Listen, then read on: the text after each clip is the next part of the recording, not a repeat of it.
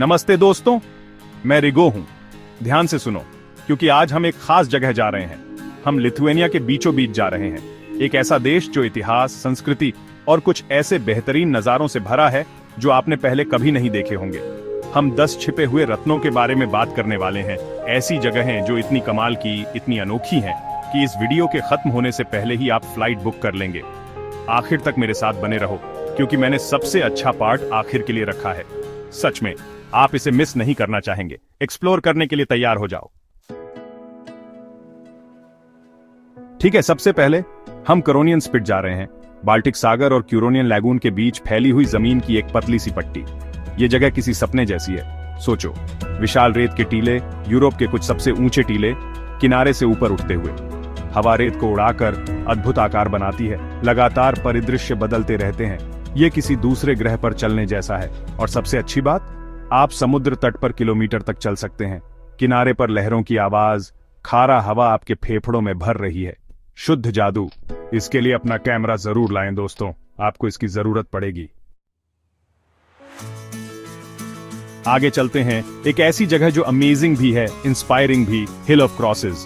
सोचो, एक छोटी सी पहाड़ी हजारों क्रॉसेस से ढकी हुई, बड़ी छोटी लकड़ी की, लोहे की। हर क्रॉस किसी ने रखी है, अपनी फेथ का, अपनी होप का, अपनी यादों का निशान। इस जगह का इतिहास बहुत गहरा है।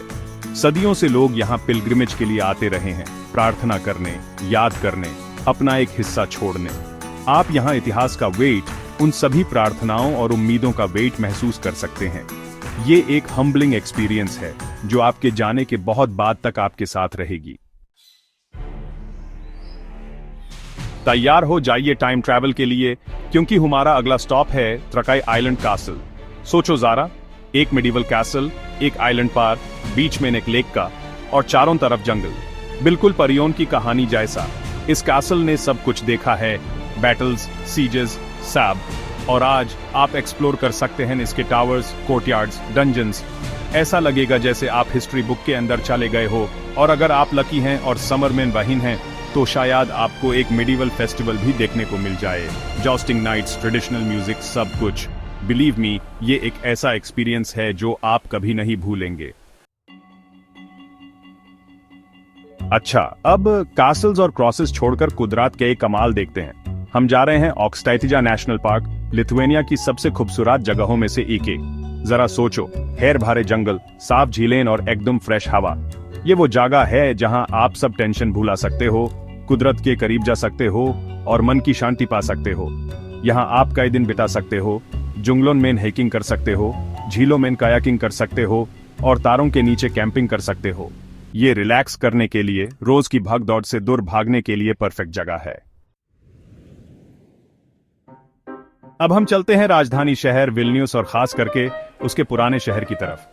ये जगह यूनेस्को वर्ल्ड हेरिटेज साइट है, और एक अच्छी वजह से। सोचो, पत्थर वाली गलियां, रंग बिरंगी बारोक इमारतों से भरी हुई, हर कोने पे चर्च और एक जबरदस्त एनर्जी जो आपको भी खुश कर देगी। आप घंटों इन तंग गलियों में घूम सकते हो।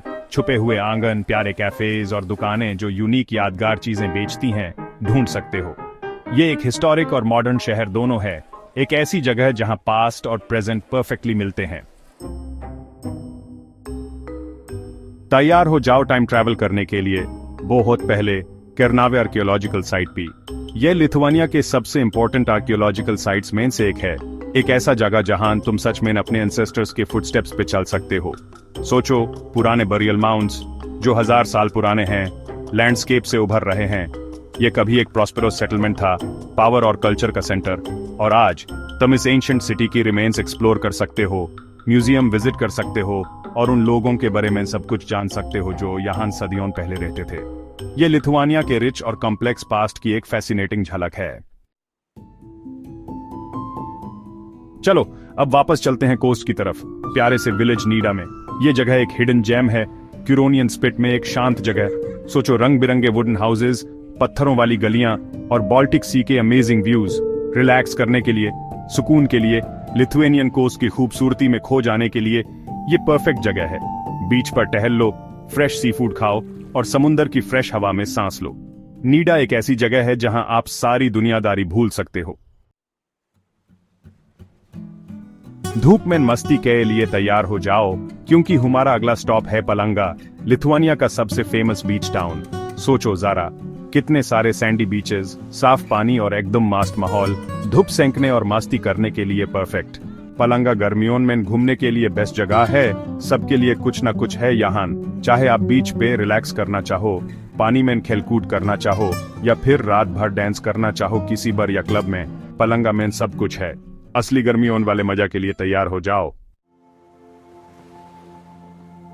बहुत अच्छे, अब थोड़ा आराम और अपने आप को लाड प्यार करने का समय आ गया है। हमारा अगला पड़ाव है ड्रस्किनिंकाई।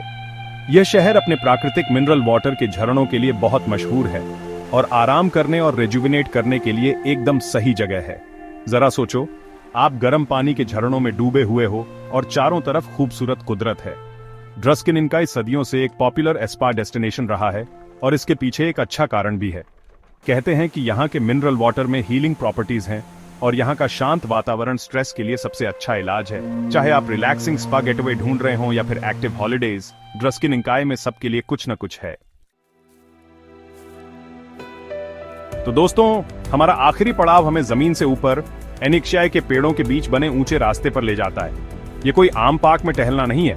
जरा सोचो, एक रास्ता जो पेड़ों की ऊंचाई पर बना है और आपको आसपास के जंगल का एक बर्ड्स आई व्यू देता है। ये कुदरत को एक्सपीरियंस करने का एक कमाल तरीका है। बालों में हवा को महसूस करो और लिथुआनिया के जंगलों की खूबसूरती को एक नए नजरिए से देखो।